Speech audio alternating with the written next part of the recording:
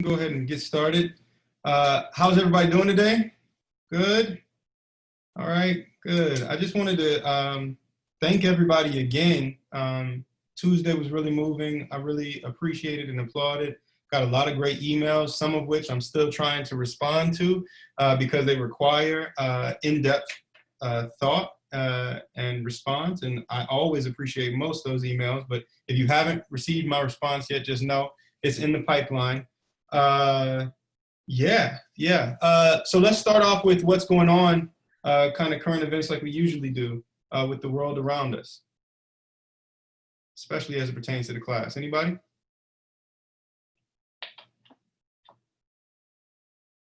Anybody? So there have been a few things happening with the campaign, yeah. I don't know if you all saw. Alexis, did you say something? No, okay. There have been a few things happening with the campaign, right?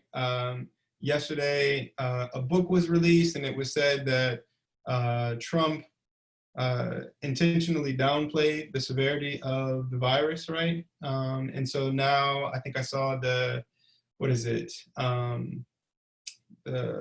why am I blanking on her name? The woman that does the correspondence for the White House, right? She comes on yesterday and talks about how the president wanted to offer up kind of narratives and glimpses of hope, right? And that's why he took the approach that he did. And so it's interesting to hear certain conversations that were happening behind closed doors at the same time that there were a set of different talking points for the public. So that's been interesting. What else? Has there been anything else? And that's always historically a kind of huge dilemma for the presidency, right? I want to say the film is The Post, right? This is a wonderful film about the role that the Vietnam War had and the kind of investigative journalism around the way that presidents would talk about the war privately versus what they said publicly about it. It's a really good film if you haven't seen it. Anything else? I read something from Vox, and they were talking about how in the British Museum, when Britain had conquered and had all their colonies, and they went into Africa and conquered a lot of African countries, they took back artifacts that are from really all around the world, from places they conquered, but one of them was from Africa in the Kingdom of Benin, I think it was. And they brought artifacts back. And a lot of the royal family in Benin now is trying to get those artifacts back because they say that they were illegally taken. So that was kind of interesting. Yeah, no, I mean, that's super interesting. And I watched the Black Panther watch party. Was that a week or two ago? And it's always super interesting, that scene in the film, right, where Eric Killmonger is in the museum and is just like, how do you all think that you all got these artifacts, right? To suggest, right, he's not interested in a resale kind of thing or anything like that. Yeah, well, good. And it's been this kind of ongoing interest of, what do we do with these previously colonized spaces? How do we reclaim histories, artifacts, land, even in South Africa's case, right? In this contemporary moment. Okay, very good. Caleb? This was just announced. Yeah, this was just announced yesterday, but I think it was something like 10 companies had a summit in Los Angeles, and they all pledged to appoint at least one Black director to their board of executives.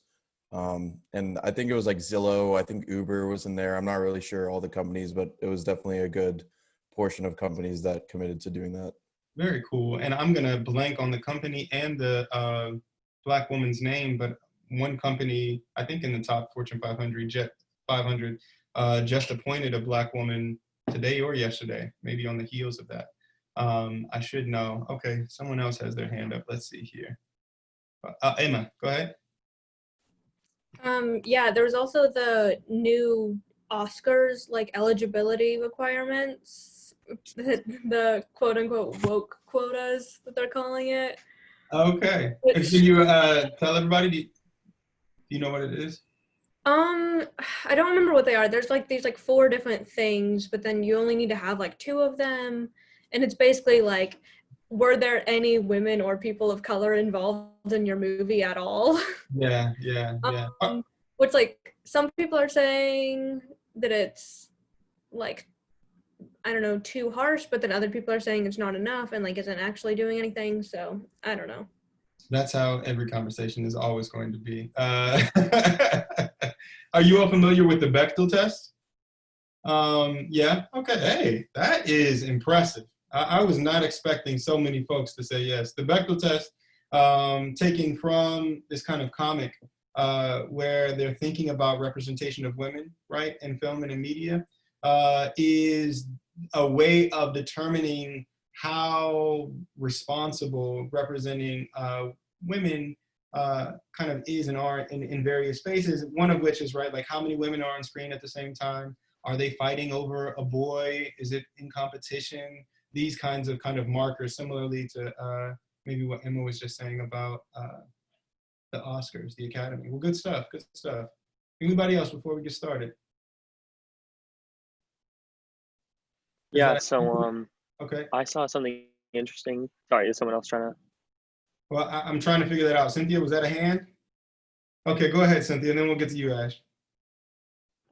Just really quickly so he can go, I was just going to say that I just saw a headline about a new Trump campaign ad where he uses some images of the George Floyd protests and specifically says, "Stop Joe Biden and his rioters," which was just because the way that he worded it and the images that he uses when they were clearly peaceful protests and if anything were escalated because of his lack of effective behavior, I feel, in how he handled the situation and what exactly he presented within the media. So that's something that just came out a few minutes ago. Oh, interesting. Wow. Yeah, I have not seen that. Definitely be looking for that. Ash? So I just saw something about how, I think it was the 8th it came out, about Donald Trump defunding and stopping all racial sensitivity training within the federal government. So I just thought that was kind of a interesting headline and interesting line of reasoning that they presented for it. Yeah, and it seems to be one that's in line with potentially what they're saying around the 1619 Project, right? That any knowledge of difference becomes divisive, right? And that doesn't have to be the case at all, right? Hopefully we're showing that within this class. Well, good. Good. That's all really great stuff. Remember that you have until October 1, so just under a month, right, to write your op-ed type pieces, right? And so it's important to be thinking, look at Joshua's face. So it's important to be thinking about, like, as these news things and news cycles kind of come across your screen, if the spirit moves you and you feel compelled to go ahead and hammer that bad boy out so that you can go ahead and do it, right? And I'd like to take a moment right now, a moment of silence for my haters, okay? Do you see me today? I have on a jacket, y'all. I am spiffy. Some might say casket sharp. And they didn't want this for me in the pandemic, but here I am, okay? Here I am. I might not have shoes on, but the jacket is fly, okay? Yes. All right, so let's talk Hamilton. All right, so first, let's get some knee-jerk reactions. Has anybody gone to Broadway to see it? Has anybody seen it on Broadway? Yes. Okay. All right. Good stuff. All right. So I want to hear from everybody, as well as our Broadway folks. When you first saw the musical, like, what were some of your feelings, right? Like, what were your takeaways? Yeah. Go ahead. EJ, I'm gonna start with you, and then we'll go to Whitney. Okay. Yep, EJ, I just pointed you out. Go ahead. Personally, I was super impressed just at the spectacle of it. And I loved the historical, callbacks and stuff. And as a history major myself, I'm super into that kind of stuff. So just seeing how well it was done and the choreography and all that stuff was just absolutely incredible. Super dope. So Whitney and then Grant. So I was a junior in high school school when this like dropped and became such a huge thing, and now I'm a senior in college, so it's been a long time. But when it first dropped, my younger sister was actually like obsessed with it. Like she was listening to the soundtrack, like would not go a day without letting us like play it in the car. Like she was so obsessed with it. And at the time that my mom got tickets for it, she was going to be away like on a trip, so she couldn't go. So my mom took me. And I like, my younger sister was the one obsessed with theater and everything. I was like, I just play sports, like that's my thing. Right. But I know like obviously it was at the time it was nominated for a ton of Tony Awards. So I was like, okay, this is like going to be a huge deal. And I went there and it was like the greatest thing ever. I'd never seen a Broadway show before until I went there. And it was like, I was really, really impressed. And when it came out on Disney Plus, which was like just recently, Yeah.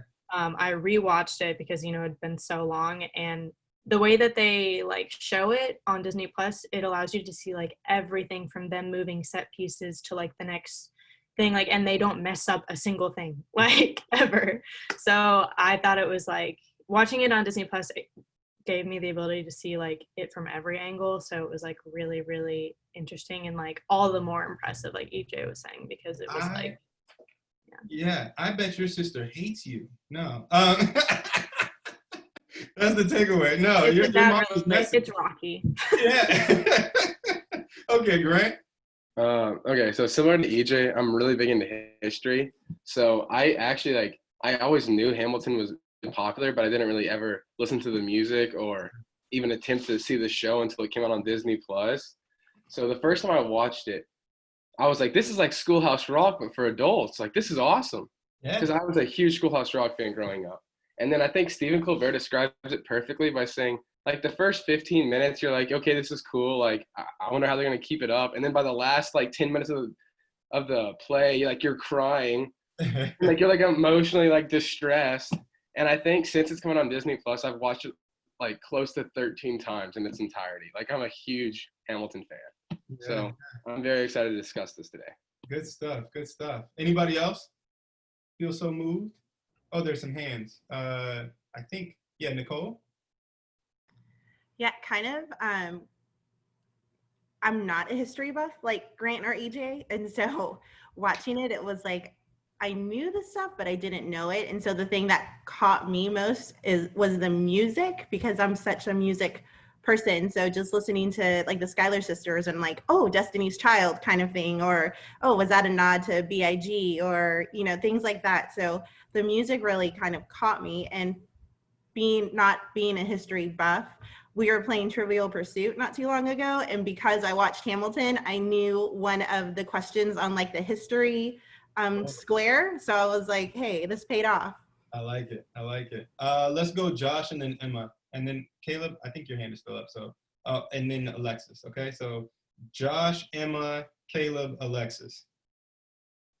Okay, so first of all, I absolutely love this. I loved it so much. I like first seen it a couple months ago when it came out on Disney Plus, and I was absolutely astonished with how much I liked it, because I don't typically like musicals. Like I appreciate them for the amount of effort that goes into it and the amount of precision that it is, but like this one right here, I was absolutely astonished, because I remember going to school and like all my teachers were like, Hamilton is so good. I'm like, wow, all these old people like in this musical, what are they on about? And then I watched it and I was absolutely astonished. I was like, ever since I watched it, I had the soundtrack in rotation on the playlist. But yeah, it was amazing. I absolutely loved it. Dope. Emma? Yeah, so I just want to say, like, I have seen it live, but I saw it from like the cheapest of cheap seats. Uh-huh. And it was only like a year ago, so it was like, oh, like not the original cast or anything. So I do think like watching it on Disney Plus and seeing the way the original cast like handles it and being able to see it up close is a whole different thing that like I really loved. I think they shot it really well. I when it first came out on Disney Plus, my parents and I hosted a watch party, which was really fun. Very nice. Very Yeah. nice. We love having friends. But yeah, no, and I think what Nicole was saying too, of like just musically and lyrically, it's fascinating. Like the actual talent and all of the references and everything is it's so interwoven and it's so good.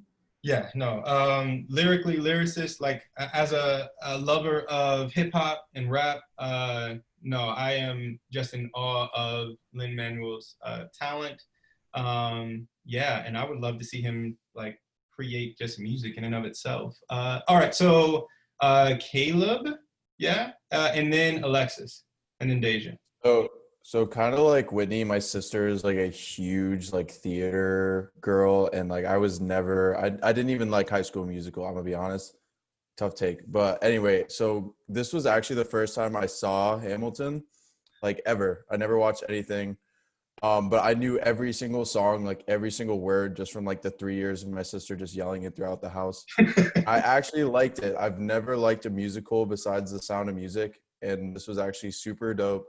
The coolest thing I think was the score in the background and how the songs kind of intertwined and how it would go from like a very, you know, mellow song, and then Lafayette would come out and just pop off, and like it was super cool. And I didn't really know a lot about musicals or plays, but I could appreciate it, and I thought it was super cool, and I'm definitely going to watch it again. Yeah, yeah. No, I mean, so I have always really loved musicals.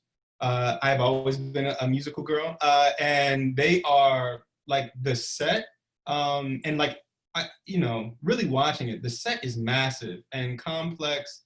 I mean, even the floor, like the moving pieces. Right, I was just like, this is wild, you know. And so I really appreciate it on a number of different levels. And like you said, I love The Sound of Music. Like Andrew Lloyd Webber, Oklahoma, like all that stuff. Like I'm a huge fan of. But this was really good. Okay, Alexis and then Deja. Yeah. Okay, so I kind of agree with the last person that spoke. I think it was Caleb. I've never seen the musical at all, but I've heard all the songs, like people mouthing them out, like either walking down the street or something. It's just like first when it first came out, everybody was talking about it. But one thing I took away is I really like the music and how it kind of showed concepts of multiculturalism and interculturalism throughout the whole musical, and I thought that was really interesting. It made it more fun to watch than just like a regular musical. Yeah. Same here. Deja? Yeah, so like everyone's talking about like their sibling was the one who was like really obsessed with Hamilton, but that was definitely me, like my sophomore year of high school to now. Like I just like love Hamilton so much. I have like a Hamilton sticker on my laptop and everything. So I was really excited to talk about it. And like my first introduction to it was just like listening to the soundtrack, because like I couldn't go see it because at first it was like just sold out. Well, one, it was really expensive and just like sold out everywhere anyways. So I think that it was awesome to see all of how intricate it actually was while watching the Disney Plus film.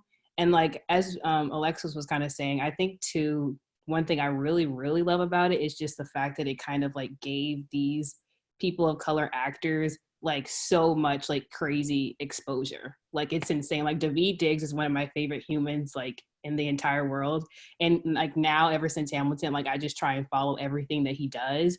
And he just really, he doesn't say that Hamilton was like, well, one, it did boost his career, but like he also has done so much more since then, like even without like without like kind of making it about Hamilton. Does that, I don't know. Yeah, no, that makes total sense. Okay, yeah. Yeah. I'm just like too excited, so my thoughts are going really fast. But yeah, I thought it was awesome, and I think that like everyone was saying, the music and just like the way that he was able to write this musical about Hamilton, about like this person, and like fit it into like 2.5 hours of like greatness is just a huge win for me. Like it's awesome. Yeah, and you know, we'll definitely get to the critique in just a second, especially Ishmael Reed, who by all accounts is a curmudgeon. For those of you who don't know, he actually read like one of my articles on another author, right?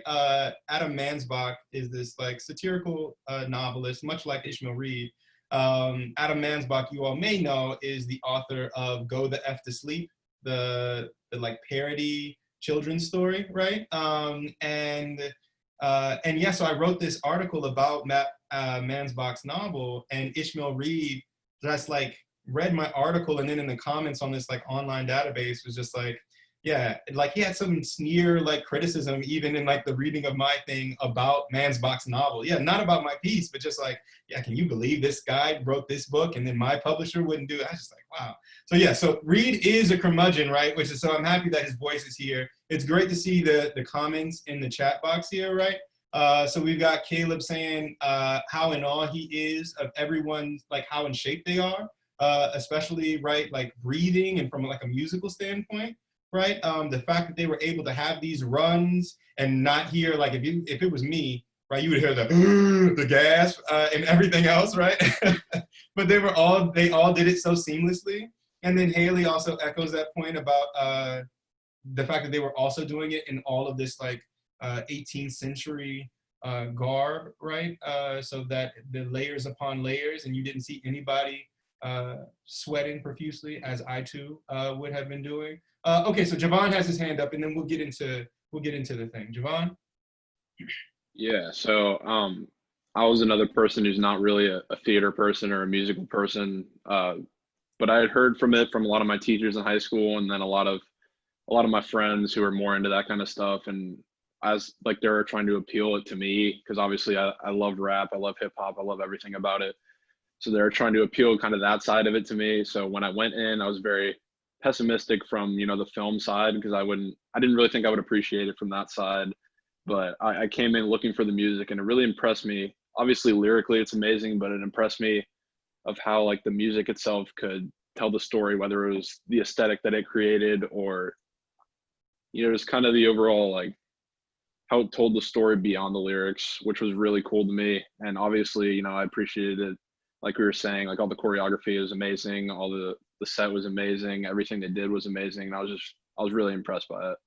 Yeah, from a rap standpoint and at like a hip hop head standpoint, right? I think I completely bought in when they go to the pub and they're having like a little rap battle, and they're at the table, and dude is beatboxing, and they're going in, and the lyrics were just like, oh my goodness, right? And so like I was completely in the space. And what's really interesting about Reed being the person that we're reading about critiquing the play is that, as you all will see, we're reading Ishmael Reed's Flight to Canada starting next week, right? That he also ushers in this kind of anachronism, right? Taking the sensibilities from a particular moment. For Ishmael Reed, it's the 1970s, and really thinking about the kind of, the bicentennial of the country. I think the book is published in 1976, right? So thinking about 1776 to 1976, and taking like the speech and technology and certain things from 1976 and putting them into the antebellum period. But I mean, it's interesting how rap and even the sensibility around hip hop gets transported to this earlier moment, right? Yeah. Caleb says, when Alexander's son disses him while his wife is beatboxing, man, right? Nothing worse, nothing worse. So what do we think Lin-Manuel is trying to accomplish with the play? What is he trying to accomplish, right? Does anybody know, anybody seen any interviews, anything like this? I know he was trying to diversify the cast, despite kind of how history is usually told, especially because it's mainly focused on older white men. So he kind of tried to diversify it in his telling. Yeah, and it's really interesting to hear some of the language around it, right? So you have folks sometimes calling this like colorblind casting, and the casting director and others, I think, opting for like color conscious casting, right? It's interesting, right? Because we live in a moment that anytime any character is ever imagined anew in terms of their racial identity, folks are usually, like, it's this polarizing issue, right? Folks are upset, right? There was talk of, Idris Elba being 007, of Spider-Man being Glover, you know, of all of these things, and folks are just like, there's no possible way. When Rue was a black girl, they're just like, what are you doing? This is not the image I had of Hunger Games in my head. I want another white girl to die. Just, okay, if that's it. And so yeah, right. It becomes this polarizing kind of thing. And so it's interesting that the casting ends up doing all of this. And, you know, I really wish that I could hear what Lin-Manuel's expectations were for the play, right? Because I think, having gone to Broadway, I saw the producers when it was having its like magical run back in the day when I was in high school. And, you know, to each one of you all's points, it was like, I'll never forget the experience, right? It was absolutely great. But there's something very New York about Hamilton that if Lin-Manuel thought that this was going to be a play about New York, has a different set of critiques than a play that then talks about the founding of the country and is representative of this early kind of inception, right? Like, does that make sense, right? Because so much of it is New York, right? Did anybody else have that kind of sense, Emma? Yeah. Yeah, I know that like in interviews and stuff, he's kind of marketed the play as like America then as told by America now. But which is great and like is very true when you look at like the styles he uses and the way that it's like the costumes are all 18th century, but then from like the neck up, they all have like modern makeup and hairstyles and those kinds of things. But I also think that there's an argument to be made that like the America now that he's showing is really only a kind of New York City America, or is only a urban America, because there's a lot of the country still doesn't look like that and still looks a lot more homogenous, I guess, in other places. Yeah, no, definitely. Anybody else? Yes, EJ? I've read a bit about how Lin-Manuel made sure that all the characters in Hamilton were people of color, except for King George, to kind of show the relationship between America and England, kind of the power dynamic of that, and to give kind of a portrayal of, you know, the black-white dynamic of the US at that time. So I thought that was really interesting. I know he's really big on getting diversity into Broadway and musical theater, because I think his previous play was In the Heights, which is about, I don't remember what Latin American community it's about, but it's about them in America and stuff.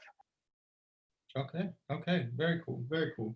And so I also want to, right, this is a class where we're talking about cultural production, where we're analyzing cultural production, right? And while it's important to think about intentionality maybe as our like entree into whatever the subject matter is, what we really want to center in our own analysis is what the thing does, right? So what does Hamilton do? What does it produce, right? And it's important that you all say this, and it's great that, you know, we have some folks that went to see it on Broadway, and that it's been around 4 years, right? During another kind of campaign election cycle. Like, we're kind of potentially in a similar kind of headspace, right? Think the end of Obama's term, and then into what was the Hillary Trump kind of fall, right? What do you think and not that it has to necessarily bode well with or just through the presidential kind of campaign or season, but what do you think that the play does? What does it do? Yeah, Ash? I just think it's really interesting how we talk about like the portrayal of like the presidency in this class. And what I would say is, you know, whenever you watch a movie before 2008, if the president of the United States is in it, it's probably a white man. While Obama was president, in pop culture, a lot of times the portrayal of the president would be an African-American man. And, you know, it seems very like, you know, you're making a movie while there's an African-American president, so that's what you do. But I think there's something like really important about the portrayal. And for now, I guess I would say for any like little girl growing up, if every movie you ever watch, the president is a man, it might be an idea that you just dismiss because nobody who's like me does that. And I think like one of the interesting ideas behind Hamilton is like you're boiling down, let's say like George Washington, for instance. Like if you're going to cast George Washington, don't think white man, think charismatic, powerful, strong, and focus more on like the qualities you're looking for. And, if an African-American man portrays them, then that's awesome. And just cast him. And I talked to Dr. Manning, but my like elementary school used to do a Civil War reenactment. And it was typically racially cast. So Abe Lincoln was always a white kid, which I think, yeah, I mean, yeah, it was a mess. We don't need to get into that. But basically, like my teacher, who was, a little behind the times, the logic was, oh, like Abe Lincoln was white, so have a white kid portray it. But I think like if you did this kind of colorblind casting, you could say, Abe Lincoln was an honest, powerful tactician. And you should focus more on those qualities, more like what's within than without. And I think that's kind of what's cool about Hamilton is it's focusing more on the qualities behind the person than what the person looked like. And I think in a certain sense, that's what actually mattered, That's really good. I really like that a lot, Ash. Let's go Deja, Grant, and then Nick. Was your hand up? No? Okay, sorry. So Deja and Grant. Yeah, I mean, honestly, Ash kind of like said what I wanted to say, but essentially I was thinking about the ways that, like, I've been following like the Hamilton Instagram for like a long time. And so they'll always like repost people who like post pictures of their kids dressing up as the characters. And it's just something about living in a moment where like you can see like a little Black girl dressing up as Angelica Schuyler and like being so happy about it and just like so carefree in this moment because it was just like, so like they were just enamored like us with the musical. And so I think that that's something that we can kind of, I mean, everyone's going to have their own analysis, but that's something that I think that Hamilton kind of does in the way that it does kind of push this, it pushes our default of like what a character should look like. And it's different because, and I think that this is kind of where like Reed's like critique comes in, because he was kind of talking about how like should these Black and Latino actors play these people, because like they were people and they weren't necessarily characters, which I get. I mean, it's valid criticism, but I just feel like that also is an effect of what Hamilton does. It's like this ripple effect of like pushing the boundaries of what we kind of think people or historical figures should look like. Right, and it's also important to note, and I'm gonna get to Grant and somebody else had their hand up. Caleb, maybe? It's also important to know, right, that for some folks, there is a kind of intentionality around that, right? And that intentionality does some subversive work, right? So, right, what would it mean to tell the story of Trump's presidency through an actor who is an undocumented worker? Right, like what would, like, if that does work, right, then what work does that do? Yeah, so this is really good. All right, so Grant, Josh, Emma.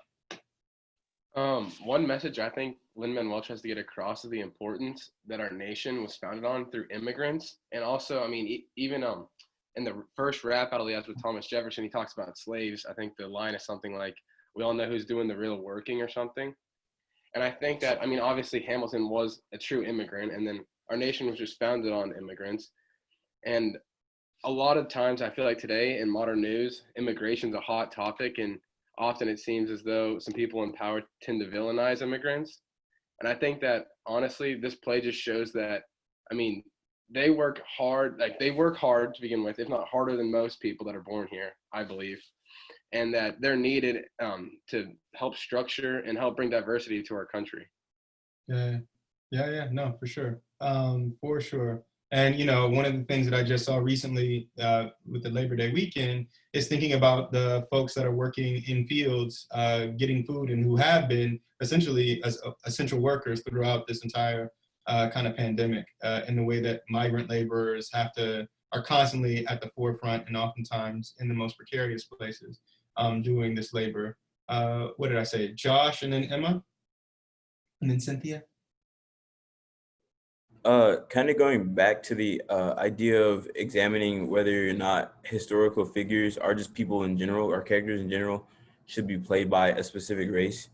I think a good way to think about it is like if that question is arising, one is their race, does it have any relationship to their character in their characterization, like are specifically in the way that they're being talked about. So when it comes to history, if you're talking about how George Washington was with slaves, like his relationship to people that were enslaved, then I feel like it is important for him to be a white man, you know, because then at that point then you're seeing that contrast, that's a part of the story.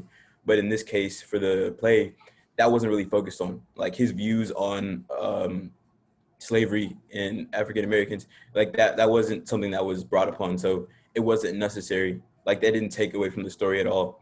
And I feel like when you talked about Donald Trump, if he was played by an undocumented person, right?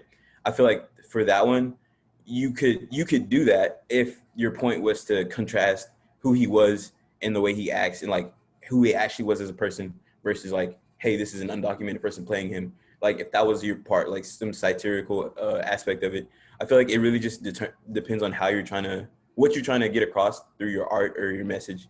And I feel like you just have to take that into consideration whenever it comes to who's playing who. Because I don't think it should be like, oh, well, I thought they were this race, so I think they should be this race. You know, I think that's weird. But if it's important to the story, then I think it's important for them to be that way. Yeah, and what I'll say quickly before I get to you, Emma, is that it's really important to note that for a number of art and artists and the way that we think of aesthetics, right, is that when we were in a modern period, modernism, right, we were really questioning like, what is art, right? What can I say? And now in this kind of postmodern moment, oftentimes art and artists is questioning even our ability to make those questions, right? Doubling even once more on our ability to say anything for sure, because we hopefully now recognize that people experience the same moment, the same instance in a number of different ways, right?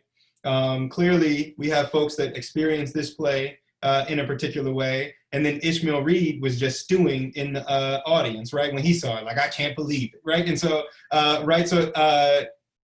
so artists, playwrights, singers, songwriters, etc., are now approaching art from a perspective of, right, like, this is going to be taken up in a number of different ways, right? And so I have less control over whatever this thing looks like, right? So that's why we kind of started with intent and now are kind of moving into like, what does it do, right?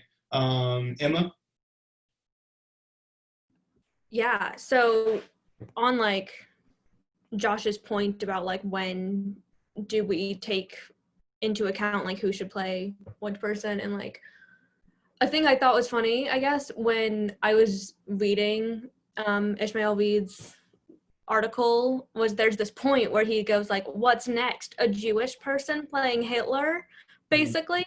But I recently watched Jojo Rabbit, in which Taika Waititi, a Polynesian Jew, plays a sort of caricature version of Hitler. And I'm like, wait, like, yeah, that's exactly what happened. And so I think you can argue that the sort of like satire purposes of it, or doing it out of, I don't know, I guess spite, like, I don't know, like Thomas Jefferson would hate to be portrayed the way he is by Daveed Diggs, probably. But maybe that's not a reason not to do it, but a reason to do it, you know?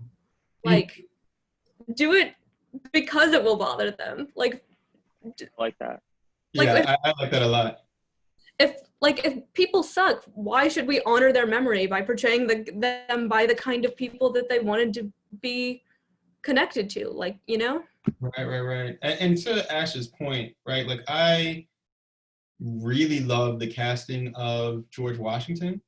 Like he just, like his presence on stage, there was something very stately, something very George Washington about him that maybe prior to this play, I would have never appropriated to him. But like just seeing him, his size, his strength, like his resolve, all these things, I was just like, oh, well, yes, this man can clearly found an entire nation. And so yeah, Cynthia, I think we may have skipped you. I'm so sorry. Oh, no, it's okay. Something I was going to say is I thought about it when Ash said something, was the fact that I read some articles about how they were highly criticized because of the fact that the woman that played Angelica was a Black woman when the Schuyler sisters owned slaves. So kind of relating to the fact that should they really cast them based on how they truly were in terms of race and not. And I just thought that was really interesting.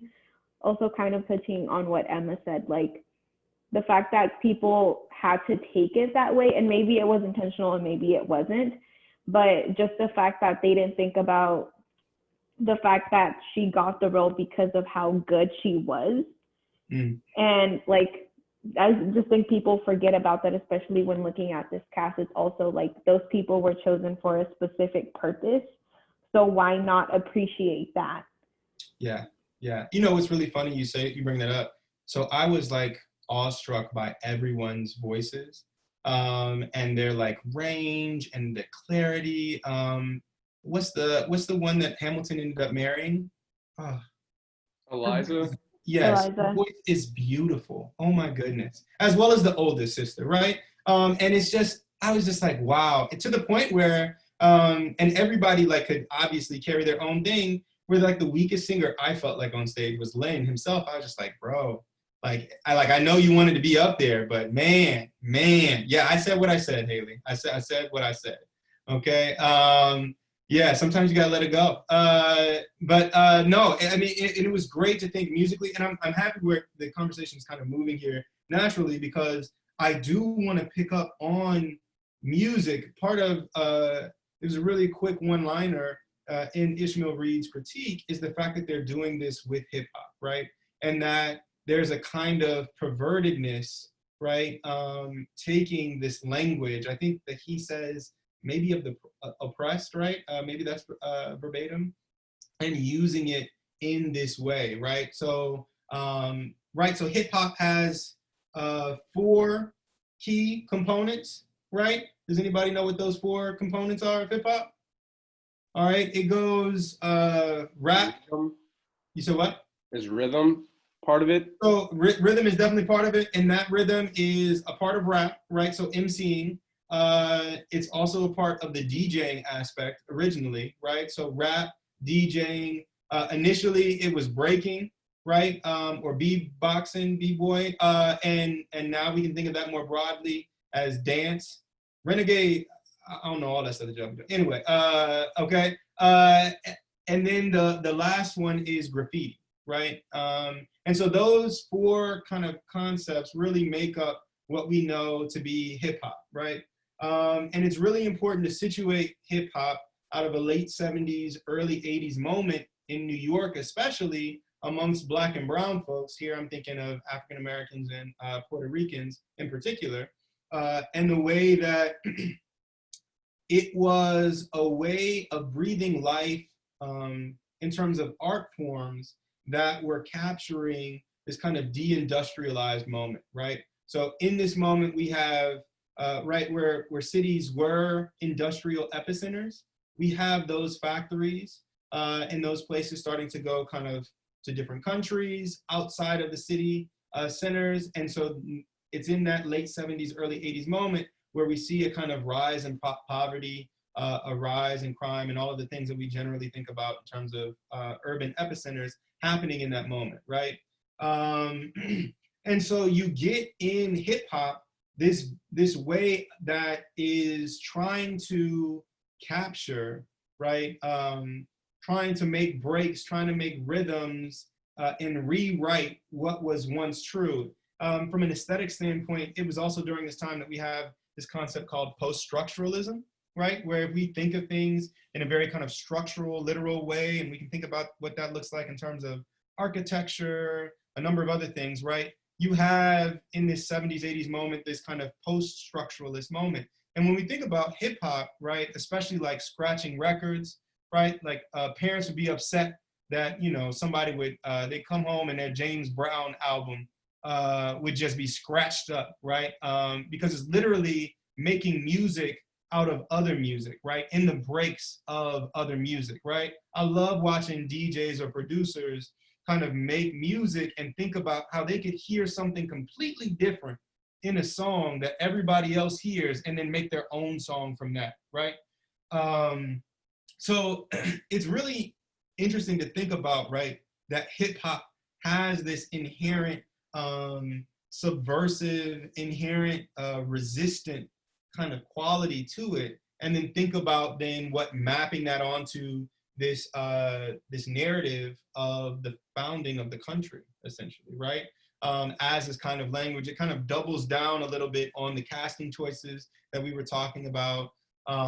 Yeah, does anybody else have any more points or thoughts about the role of hip hop in the play? Yes, I want to say that I feel like the hip hop piece really brought together teenagers that really don't know about Hamilton, and it helped educate the teenagers of this day. So yeah. Yeah, I like that. My son is a sophomore now and is taking AP US history, right? I absolutely love US history when I was in it. And I'm constantly thinking about issues around accessibility, issues around who, because for him, he hates history, right? He's kind of a butt, okay? Right, he knows that he's smart, and he sees history as too accessible to people that are otherwise not smart. It's well, if you try hard enough, everybody can get history. But this math over here, and Haley, yeah, and that's probably why I like it. And so it's interesting, right, that hip hop is definitely used in that way and creates that accessibility. Anybody else? And there were a few folks that said that they, right there, their first impressions of the play were via the soundtrack, right? What do you all make of the music and the music selection? Emma? Yeah, I think it's worth noting that we say hip hop, but the musical uses a lot of various styles of traditionally Black music in addition to the rap itself that characters like Hamilton are often given.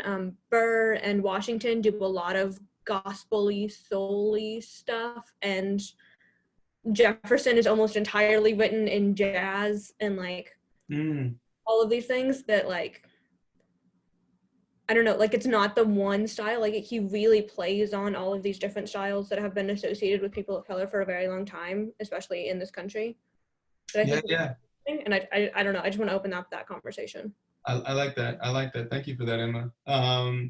Yeah, and it's really the hip hop and these various music forms that you're bringing up, Emma, as to why I was just the class is on Black culture production, and Puerto Ricans have this kind of complicated history around slavery and whatnot, but we're gonna throw it on the syllabus. Why not? And when you all were here the first day, I knew I had you when I said Hamilton, so I was like, I need it.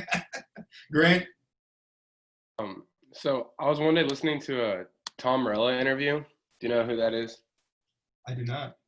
So he's the guitar player of Rage Against the Machine, okay, the band, but he has a political science degree from Harvard. He's got both sides of the spectrum covered, I guess you could say. Yeah. But he was doing an analysis about Hamilton. He's like, this is really the first time that America's history has been told through a true American language in hip hop. He talks about how we obviously inherited English from England, and a lot of our music styles come from other parts of the world, but this is the first time that we've used our own language in rap and hip hop and R&B music to talk about our foundation of a country. And I just thought that was interesting to think about it that way. Yeah, that's super dope. I like that a lot. All right, anybody else? Carson? Just kind of adding on to Jasmine's point, at one point I was really starting to ask myself, would Hamilton have been nearly as popular if it wasn't for hip hop or its hip hop style? And I just seriously doubt it. I think that's what made me mainly attracted to it, just knowing that it would be a playlist that I could easily listen to and get along with. So I'm not sure. I mean, I think hip hop was very influential on it and its popularity. Yeah, and going back to my earlier point, right? especially about the inception or intention of the play, it is extremely New York, right? And so it just kind of doubles down on its site-specific kind of space. Yeah, anybody else before we kind of move forward? All right, I mean, I think we're wrapping up here very soon. And so I definitely want you all to think about, right? It's important that we get the play in the moment that we do, right? It happened in Obama's last year in office. In many ways, Obama kind of makes good on this kind of multicultural, colorblind promise of the late 90s, right? Are you all familiar with some of the critiques leveled against, for instance, like colorblindness? I'll go ahead and use this moment to kind of talk about it a little bit, right? Especially since we kind of brought it up earlier around casting choices, right?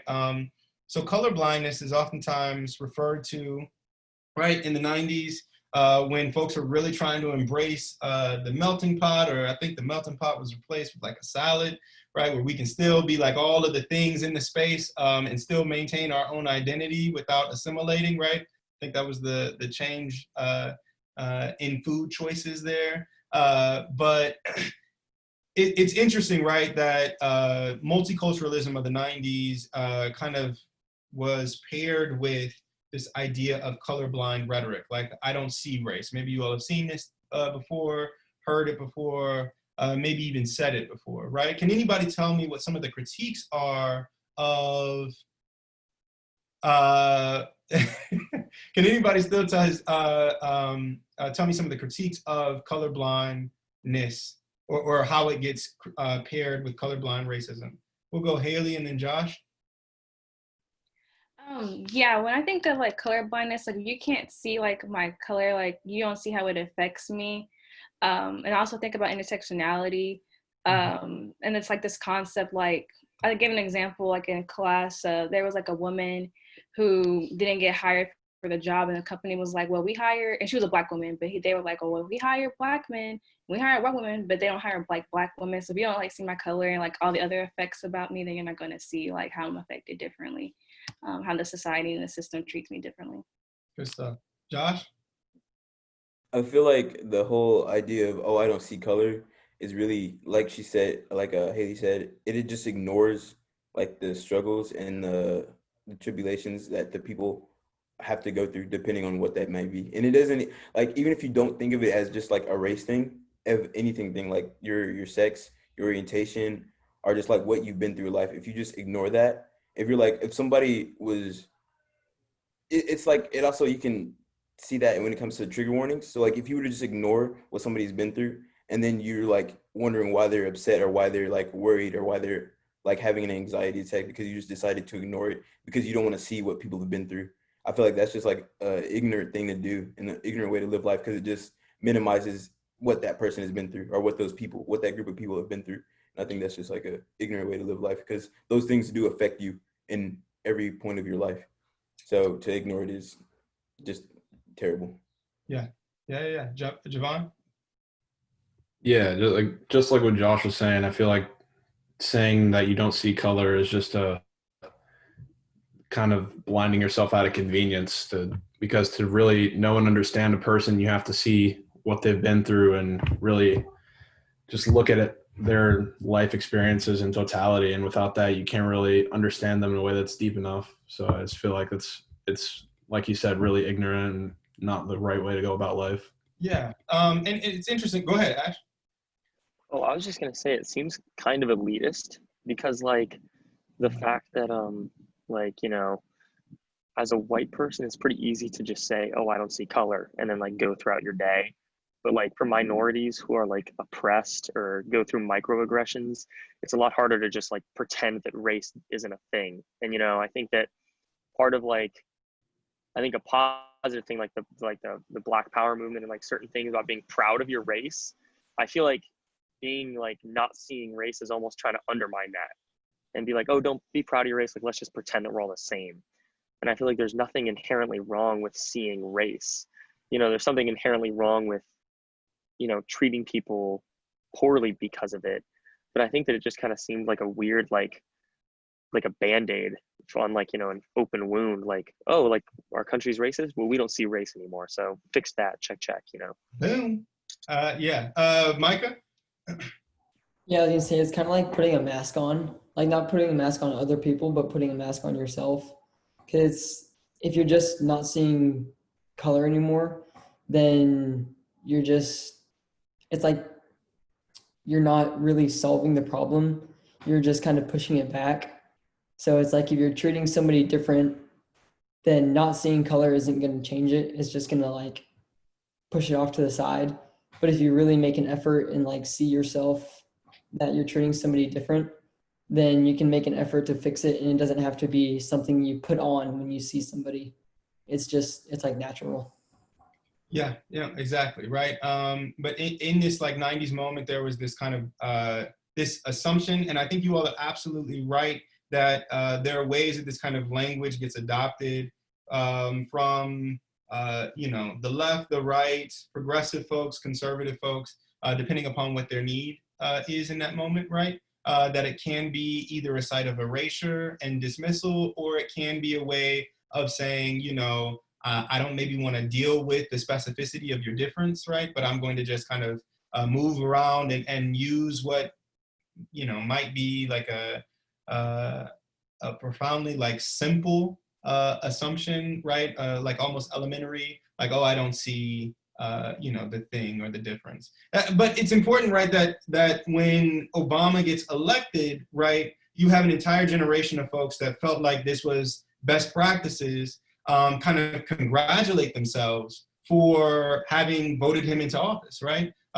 Folks, as soon as he was voted into office, right, folks were saying that this is now a marker of our kind of post-racial society, right? So we have this word post-racialism that comes into play after Obama is voted into office. And so it's interesting to think about what this play does in that timeline, right? By the time that we get to the end of Obama's presidency, you have Black Lives Matter has started, and then definitely, I think, into this presidency, no one is kind of claiming that we now live in a post-racial society anymore. And I think arguably that's a good thing, right? Because we had a sense of that Band-Aid that you were talking about is now like ripped wide open, and we realize that we still need to kind of stop the bleeding a bit, if I can just really extend out that very graphic metaphor. Okay, this is really good. I'm really excited that one, we were able to just discuss this really interesting play, right? That you all are so emotionally connected to it. I didn't really share mine. I watched it with my family, and like you all, I was just like, oh my God, this is the best thing I've ever seen in my life. Everybody's voices are so crisp. I wanted to kind of see where everybody is and what they're doing. I recognize the one brother from the Nationwide, you know, I ain't gonna do it, but it's on your side, right? It's on your side. And then I also recognize the oldest Skylar sister. I watched Carbon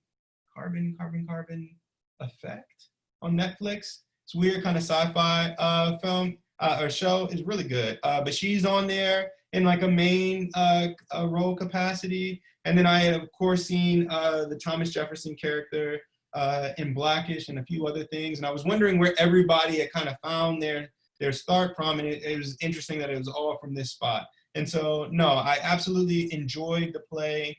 You know, am definitely interested in thinking about what it does in the moment that it was produced, in the moment that it is in. You know, it's interesting that Pence attempts to try and go see this on Broadway and gets booed out of the theater before he can like really sit down. And so like so much of like part of the political landscape that we're talking about in this class in relationship to the presidency manifests itself in this play, right? When I think Grant pointed us to the moment where he says that immigrants get stuff done, right? It's once we get into the Trump era that like has a moment, has its own life on stage, right? In its initial kind of, in its early inception, that does not get really the same kind of play that it does once we start seeing some of the policies and discourse happening during Trump's presidency. And so it's really interesting to see what the life of this play is, and then the fact that it's also on Disney now. You know, I have a love-hate relationship with Disney. Disney is all things warm and fuzzy, but I also recognize it as being a site of kind of white heteronormativity, right? If you're, you know, if you've seen Banksy and see any of the critiques of Disney or Mickey Mouse or any of these other things, right? Banksy being a street artist, to kind of maybe go back to the graffiti piece, right? Disney becomes a space where the Americana and the American dream gets this kind of nice, pristine image for our children, right? And like being the father of Black children, I'm constantly worried about, like, what are you consuming, right? How many Black folks are on the screen? Okay, have you been lost with like, hey Charlie, too long? Okay, well then let's like, that's enough television, right? Going back to like some of what we've all recognized in this moment about the power of representation, right? And so it's not lost on me when Deja says that folks are dressing up like the Schuyler sisters, or Ash is talking about the power of a Black George Washington, right? And so it's really interesting to think about kind of all that the play does in this moment. Yeah? All right, so remember to submit your journals this evening, and we will see each other next week. I should have pulled out the novel, but we are reading The Curmudgeon's Flight to Canada, okay? I'm going to warn you now, all right? I'm going to warn you now with these last fleeting 2 minutes that it is a novel of its moment, okay? It is a satire, okay? And it is one that uses all of the language of the 70s, okay? So we've been transported to a few different moments now in this class, but be ready for some jive talking, you know, stuff in Ishmael Reed's Flight to Canada, okay? All right, you all have a great weekend. I will see you on Tuesday. Thank you. Thank you. Thank you. Thank you. Thank you. Professor Manning.